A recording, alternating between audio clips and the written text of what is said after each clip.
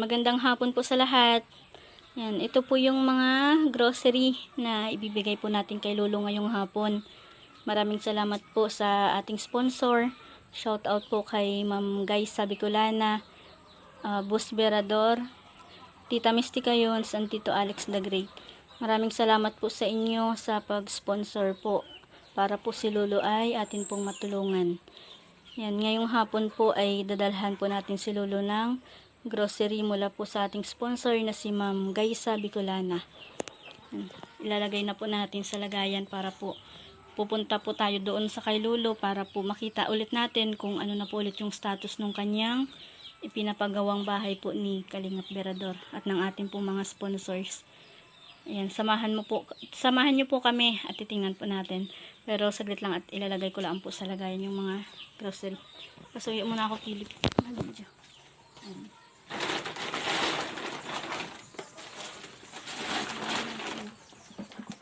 Mayroon na po sila ng bigas. May mga pang-ulam na rin po. Ito po malaking tulong na po sa kanya.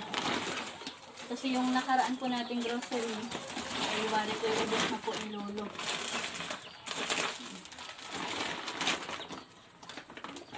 Tapos yung mga bago si Lolo po kahapon ay binigyan ko lang po ng patul at marami daw pong lamok sa kanila. Nalalagay ko na sa plastic.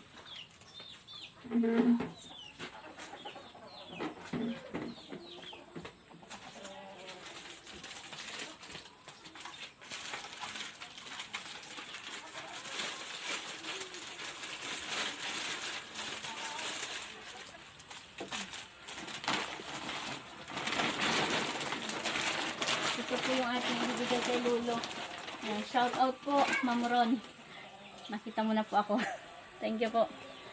Tara po, Philip, pasuyo ako. PJ, anak! Philip dyan. Mapunta muna kami kila Lolo ha. Yung kapatid mo, bantayan mo muna. Kapasama po ako sa aking asawa. Hi, Philip. Anak, yung kapatid mo ha. Pag may tao, sabihin mo pakihintay lang ako saglit. Pasuyo na, pakipatay yung ilaw. Lock mo muna yan.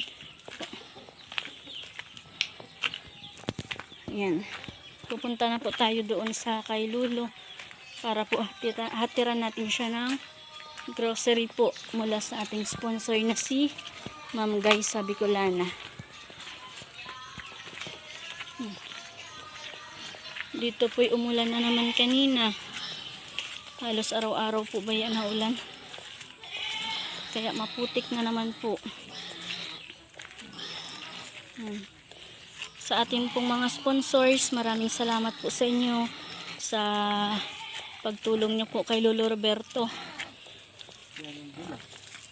Dahil sa totoo lamang po ay si Lolo Roberto po ay mag-isa lang po siya sa buhay. Wala po siyang kasama.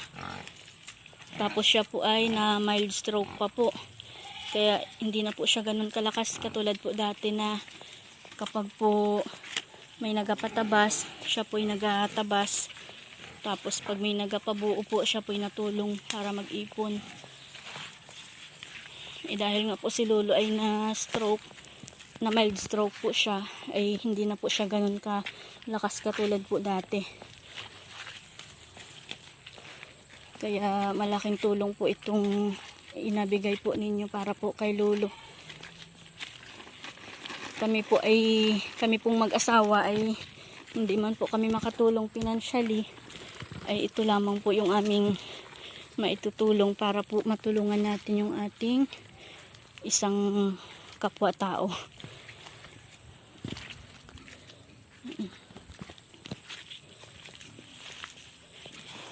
Nakakatuwa lang po at kami po ay nagbaka sakali lang naman noon ng nakaraang taon na mag-message po kay Kalingap Berador at salamat po at dininig niya po yung aming hiling sa kanya na sana po'y matulungan po si Lolo na maipagawa po ng kanyang bahay. Kaya maraming salamat po sa mga sponsors dahil kayo po'y ginawang instrumento ng ating Panginoon para po matulungan natin si Lolo dahil siya po ay lubos na nangangailangan. Yan. Malapit na po tayo dun sa bahay ni Lolo.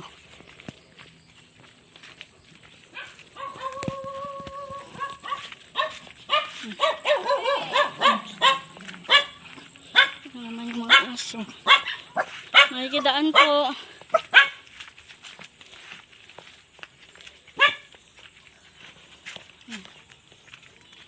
Parang wala na yata si Tio Jimmy.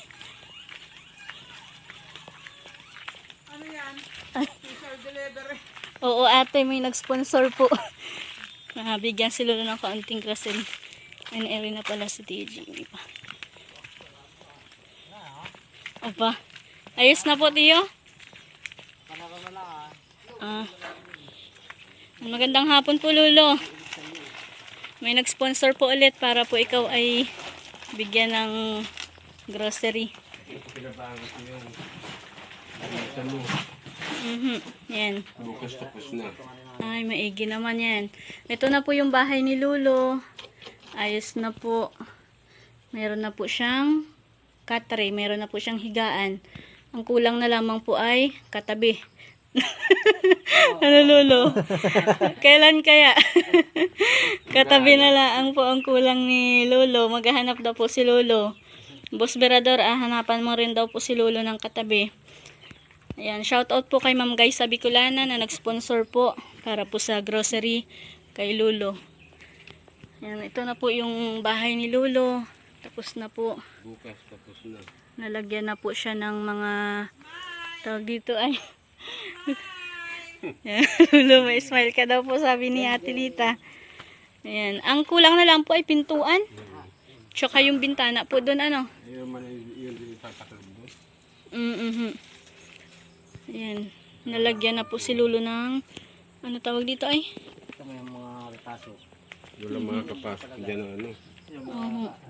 Ayan. Ito po yung magiging kusina ni lutuan ni Lolo. Ayan. Ay, yung yero po ay ginamit dito para hindi siya ano. Oo, para pag ano. Ay, may tira po yung ano, yung hardiplex po. May tira po yung hardiplex. Ayan lang po yung ano. Kung at least ayos na area at meron na po siyang ano. Meron pa. Tuan na lamang po ano, tsaka yung bintana. Hindi kahit tumbay ng hangin yan. Yung part na yan ay bubutasan pa doon yung bintana. Oo. Doon po lalagyan ng bintana. Bukas po ang gagawin ay Panara. yung panara po at saka yung bintana. Tapos na.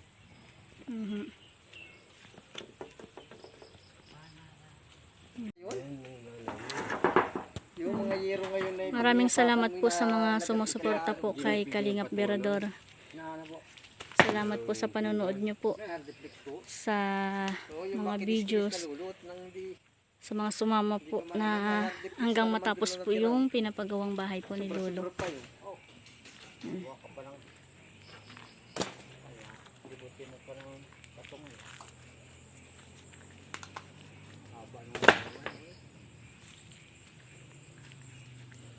Hindi nga dito, malawak yung kay Lulong ano, tawagin ay kanyang paligid.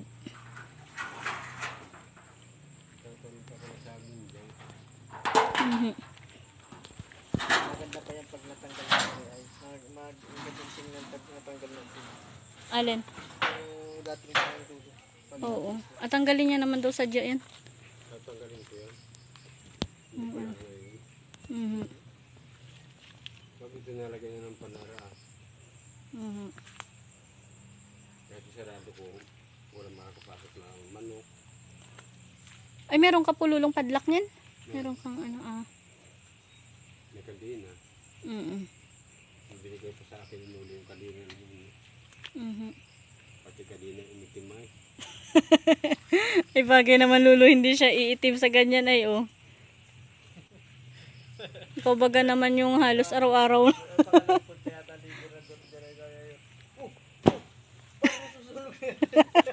Oo, nung unang punta ni Boss Berador at ni Kuya Jay. Nasusunog. Akala daw po yung nasusunog. Kasi lulo pala noon. Yung walang tuling ay. Nagalaga siya ng, ano yung lulo? Yung ubi. Yung ubi, yun po yung kanyang pagkain. Tapos nag-init siya ng, ano ba nga, tubig. Itong kadina ito yung harapan nuli sa akin. Shout out po kay Kuya Noli. Yung iyo pong iniwang tawag dyan, Kaya ngayon yun. kadena. Ay, mabuti po ang kalagayan nun. Yan, yung bahay doon, yung bahay ay hindi na rin na awan kung kailan ang balik nila Kuya Arnold. Yan. Hindi pwede yung pinagawang bahay nandito sa baba. Yan na po yung bahay ni Lolo. Maraming salamat po sa mga viewers, sa mga sumusuporta po, sa mga sponsors. Kalingap Berador, Tita Mystica Yons, Tito Alex the Great at Ma'am Gaysa Bicolana. Salamat po sa inyo sa pagtulong po sa kay Lolo. Nakabot pa yung dahon ngayon. Salamat po sa panonood. Bye bye po. Paano ngayon?